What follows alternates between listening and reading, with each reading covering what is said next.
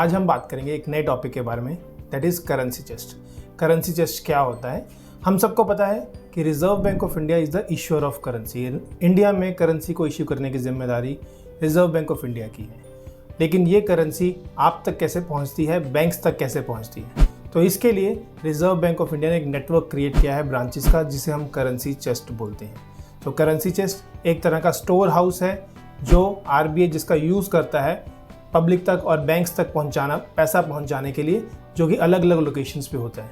तो एक टाउन में, एक सिटी में एक या एक से ज़्यादा करेंसी चेस्ट अवेलेबल हो सकती हैं, और ये सभी जो करेंसी चेस्ट होती हैं ये बैंक्स की ब्रांचेस होती हैं जिसको reserve bank of India nominate करता है, और वहाँ पे करेंसी चेस्ट की ब्रांच ओपन होती है। सारा इंफ्रास्ट्रक्चर जो है वो बैंक्स का होता है, बट जो करेंसी होती है वो रिजर्व बैंक ऑफ इंडिया को बिलोंग करती है, और आरबीआई जो है वही इस करेंसी को हैंडल करता है, और इसका जो सेटलमेंट होता है वो आरबीआई के अकाउंट में होता है।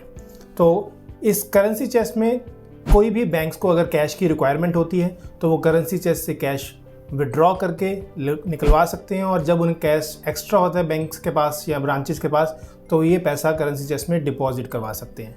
इसमें कैश डिपॉजिट करवाने की लिमिट है और विड्रॉल कराने की भी लिमिट है।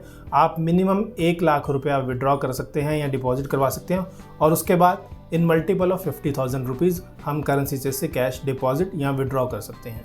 इसी तरह अगर बैंक्स के पास सॉइल्ड या म्यूटिलेटेड नोट्स आते हैं जो कि पब्लिक में दोबारा से इशू नहीं किए जा सकते, इन नोट्स को भी बैंक्स करेंसी चेस्ट में डिपॉजिट करवा सकते हैं।